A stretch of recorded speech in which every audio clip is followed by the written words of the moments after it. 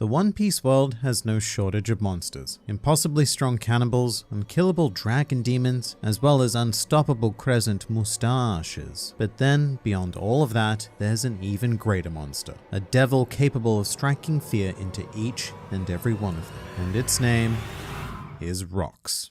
Hello and welcome to the Grand Line Review, your source for everything One Piece, and today our mission is to explore one of the most chilling pieces of One Piece world history, a time when the very fate of the planet really did hang in the balance, dangling quite delicately at the mercy of one Rockspirate, quite possibly a literal devil given the whole middle initial D thing, or at least that's how he'd definitely be viewed by those who rule over the world. And in fact, with that in mind, you could say that one of the greatest tricks the world government has ever pulled was convincing the world that this particular devil never existed. However, I'm afraid that Zebek was terrifyingly real, and his continued effect on creation does remain to this very day. And in order to protect yourself from the will of Rocks, my suggestion would be to activate a barrier by pressing the subscribe button for the Grand Line Review, as doing so will mean that when Rocks comes to get you, he will instead be distracted by regular One Piece content uploaded straight into your YouTube feed. This is the only known method to stop him, so please do comment down below if you have decided to thoroughly protect yourself by joining the Grand Fleet. Welcome. But our Rocks-related journey very much begins in the modern day. A relatively peaceful time, well, with the exception of all of the piracy, a global revolutionary uprising, and rampant government corruption. Other than that, it's pretty peaceful though. However, this status of sort of peace is currently under threat by the news that two of the four emperors have now formed an alliance. Charlotte Linlin and Kaido, who is just Kaido. And this certainly is cause for alarm because such an alliance would annihilate the balance of global power and put everything we know and love at risk. However, the Marines and the world government see something more alarming than even that. An event that has been referred to as the birth of the most dangerous pirate crew in the world, as well as the return of the Rocks. And this is a thought that sends a jolt of terror through the bodies of all who know the meaning behind this name. Meanwhile, it sends a jolt of profound confusion and bewilderment into those who do not. The ever-lucky summer children who have never known exactly how close they came to complete destruction. And this is because a mere 4 decades ago on an island known as Hachinosu, a profound group was formed. Under highly mysterious circumstances, a gathering of some of the world's most powerful and influential pirates at the time occurred, and the result of which was the decision for all of them to join forces under one banner, thus forming what we know as the Rocks Pirates. And I really cannot understate just what an absurd effort this would have been to pull off. The 3 members I alluded to in the intro, being Big Mom, Kaido, and Whitebeard, are all incredibly distinct personalities and very much born for leadership rather than subservience, which is also indicated by the fact that all 3 of them possess Conqueror's Haki, an innate genetic trait thought only to be bestowed upon those destined to rule over others in some form or another. And so you've really got to think to yourself, exactly what kind of person is able to take these figures and successfully command them? Well, that is the great enigma of Rocks Zebek. Whether it was charisma, superior Conqueror's Haki, or simply raw strength, Rocks was capable of wrangling these monsters. Although that isn't to say he made them completely subservient. One of the more troubling facts regarding the makeup and practices of the Rocks Pirates is that, as a group, they were extraordinarily volatile and would not hesitate to initiate violence or even kill their fellow crew members. Which is quite interesting because unlike most of the greatest pirate crews that we know of, there doesn't appear to have been any sense of fellowship amongst the Rocks. And it does bring up many questions, such as this one from Chris Keel. I'm more surprised that someone like Whitebeard was part of this crew. He seems out of place to me. And yeah, he really does. Everything we know of Edward Newgate would paint him as an upstanding human being, not at all the cruel-natured creature that many of the other Rocks pirates have been portrayed as. But Whitebeard could have been persuaded to join in many other ways, especially during his younger times. For example, he could have been on board to gather large quantities of cash money to send back to his orphan village. Because really, in many ways, you could more accurately describe this crew as a group of captains, each with their own individual pursuits of wealth, fame, and power. Many of whom would also later go on to have the direct desire to become the Pirate King, following the death of Goldie Roger.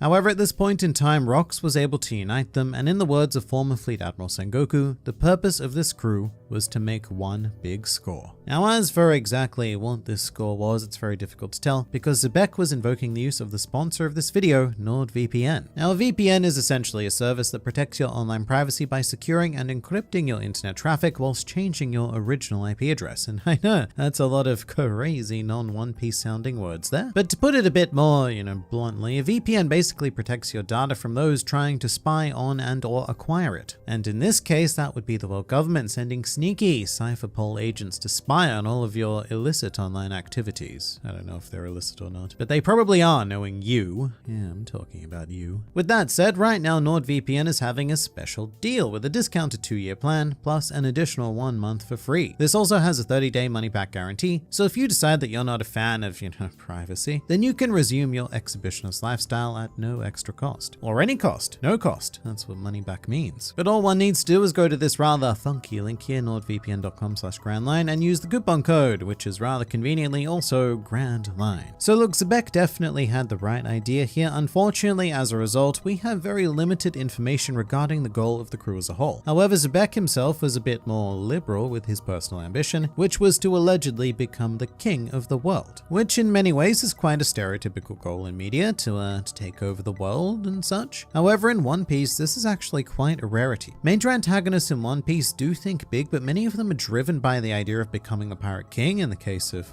pirates, or achieving some sort of peace or justice in the case of the Marines. So it's a very, very rare figure who embarks on a mission of world domination, and it's an even rarer figure who actually comes within grasp of making that desire a reality. And for the majority of their reign, the Rocks pirates under the command of Zebek were completely unstoppable, which does make sense because many of these pirates were already insurmountable challenges even on their own. But as a collective, they were on a whole new level of piracy. In fact, the Rocks pirates became a faction that openly declared war on the world government, and they have been described as functioning as more of a terroristic organization, with their actions specifically designed to impact the world government and having a much bigger game plan in mind than your standard band of sea ruffians. In fact, the actions of the Rocks pirates were so calculated and devastating that the world government even saw fit to actively hide many of their deeds so as to minimize the spread of terror throughout the planet. Very much like the meme of the dog in the burning house saying, "This is fine," but in reality, it's not fine. Because Zebek was actively threatening to burn down the entire institution, but the world government was at least able to convince its citizens that everything was under control. However, the plot of Zebek would come to a head on the equally as legendary location of God Valley, which if you'd like to know more about, I have an entire video detailing everything we know about that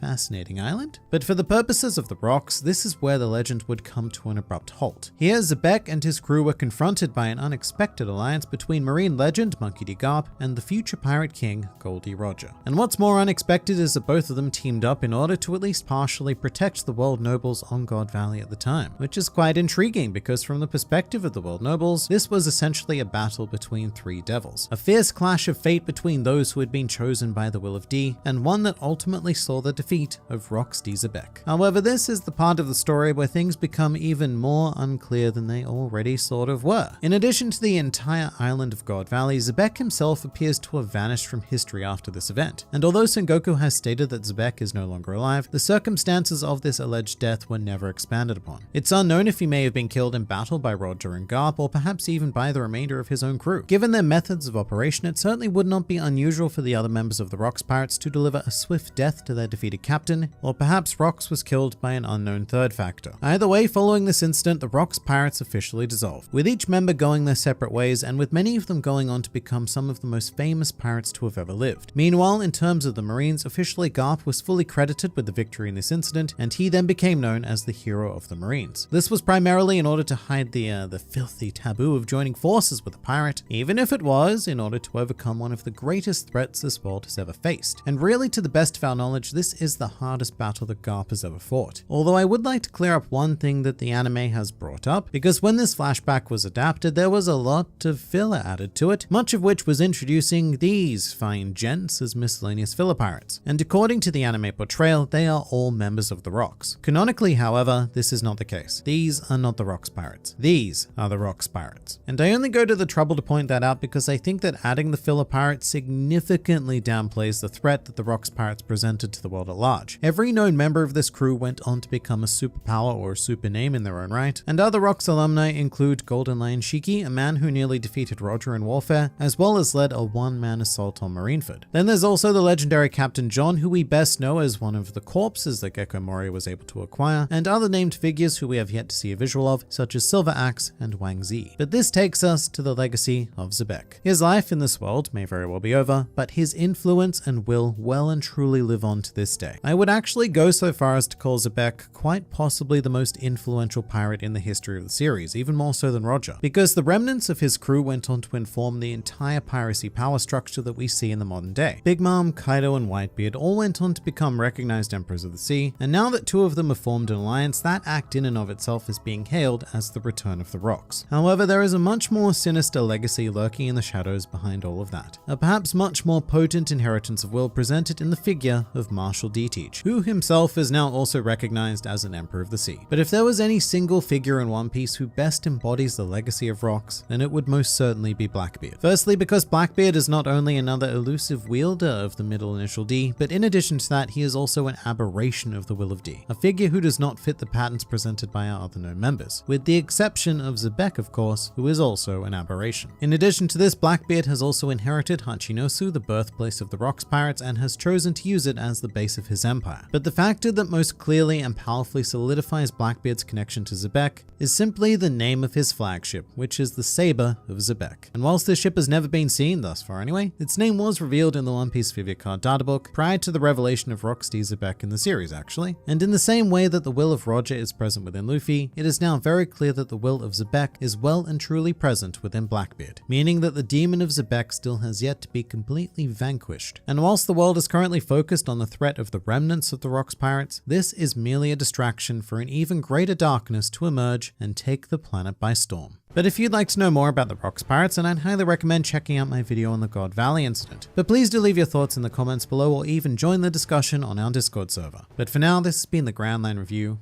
and I'll see you next time.